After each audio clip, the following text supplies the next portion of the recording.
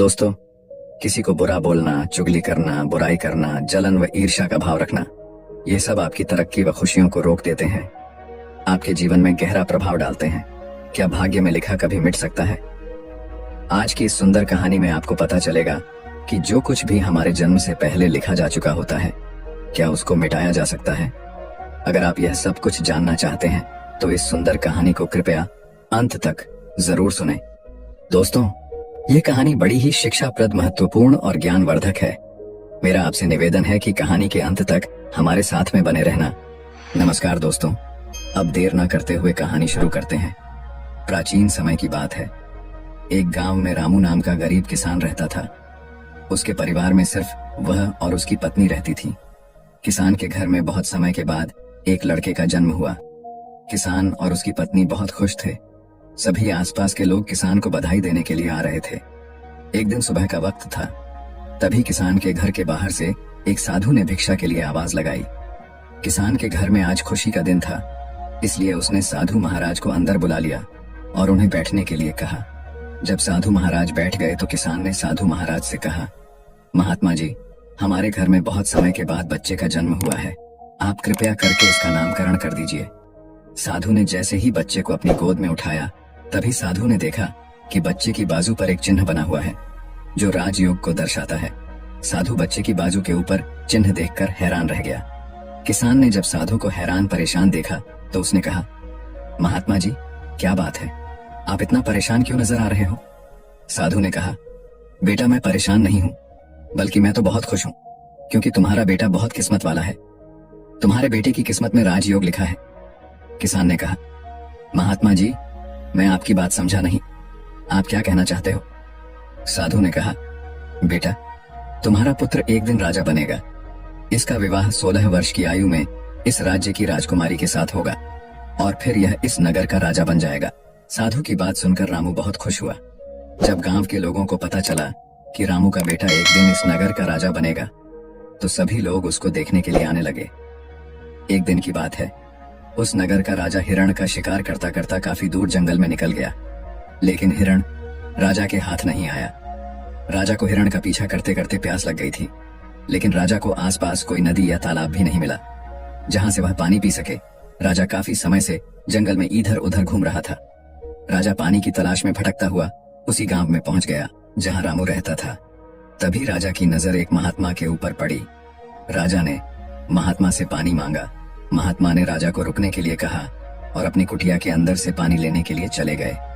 महात्मा ने पानी लाकर राजा को दिया। राजा पानी पीने लगा। पानी पीने के बाद राजा ने देखा कि बहुत सारे लोग बाहर इकट्ठे होकर जा रहे थे।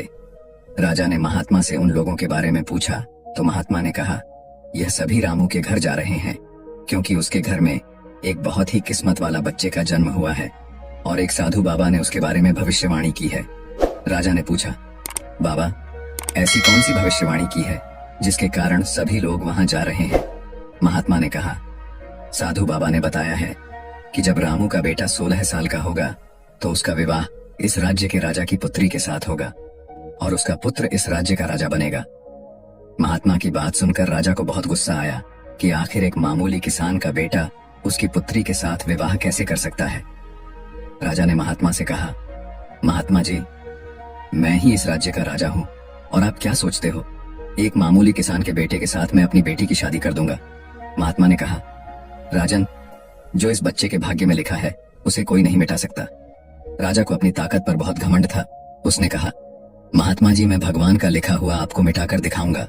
महात्मा ने मुस्कुराते हुए कहा, राजन, मैं भी यही हूं और आप भी यही हैं, देखते हैं। राजा ने महात्मा को प्रणाम किया और वापस अपने राजमहल चला गया। रात को राजा को नींद नहीं आ रही थी। वह यही सोच रहा था कि किसी भी हालत में उस साधु की भविष्यवाणी को सच नहीं होने देनी है। अगले दिन राजा अपना वेश बदलकर रामू के गांव में पहुंच गया। लोगों से पूछता पूछता राजा रामू के घर पहुंचा। राजा ने रामू के घर के बाहर जाकर उसे आवाज लगाई। रामू उसकी आवाज सुनकर घर से बाहर आया और उससे पूछा, आप कौन हो और किस लिए आए हो? राजा ने कहा, मैं सेठ हूं और मेरे खुद के कपड़े का व्यापार भी है और पास के ही गांव में रहता हूं।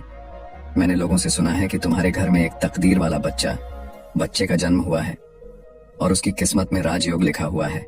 रामू ने कहा, हाँ सेठ जी, आपने सही सुना है। राजा ने रामू से कहा, अगर तुम बुरा ना मानो तो एक बात कहूं। रामू ने कहा, हाँ सेठ जी बोलो।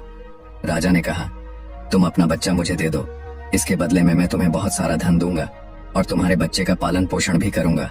रामू की पत्नी ने कहा, नहीं सेठ जी, मैं अपना बच्चा आपको नहीं दे सकती। राजा ने कहा, तुम एक मामूली से किसान हो, तुम अपने बच्चे का पालन पोषण अच्छी तरह से कैसे कर सकोगे? रामू ने सेठ की बात सुनकर कहा, हाँ सेठ जी, आप ठीक कहते हो, हम इस बच्चे का पालन पोषण अच्छी तरह से नहीं कर सकेंगे। रामू की बात सुनकर उसकी पत्नी ने कहा, ठीक है सेठ जी, मैं आपको अपना बच्चा देने के लिए तैयार हूँ, लेकिन जब यह 16 साल का हो जाएगा तब आप मुझे इसे वापस कर दोगे। राजा ने कहा, हाँ ठीक है, जब तुम्हारा बच्चा 16 वर्ष का हो जाएगा तो मैं इसे तुम्हें वापस कर दूंगा। यह कहकर राजा ने बच्चे को ले लिया और वहां से चला गया। राजा अपने साथ बच्चे को लेकर एक नदी पर पहुंचा। राजा ने सोचा था कि वह बच्चे को नदी में छोड़ देगा और उसकी मृत्यु हो जाएगी, लेकिन बच्चे का मासूम चेहरा देखकर उसको नदी में छोड़ने की हिम्मत नहीं हुई।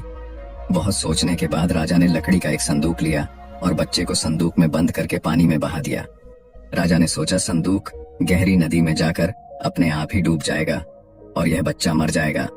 ये सोचकर राजा अब निश्चित होकर वापस राजमहल में चला गया कि अब यह बच्चा वापस नहीं आएगा और मेरी बेटी के साथ इसकी शादी भी नहीं होगी। मैंने भाग्य का लिखा हुआ मिटा दिया। उधर वह संदूक बहता हुआ एक नदी के किनारे पर पहुंचा, जहां पर एक धनवान सेठ सूर्य देवता को जल चढ़ा रहे थे। उस सेठ ने जब संदूक को खोलकर देखा तो उसके अंदर एक बच्चे को देखकर वह हैरान हो गए। उस सेठ की कोई संतान नहीं थी। सेठ उस बच्चे को अपने घर ले गया। सेठ की पत्नी बच्चे को देखकर बहुत खुश हुई।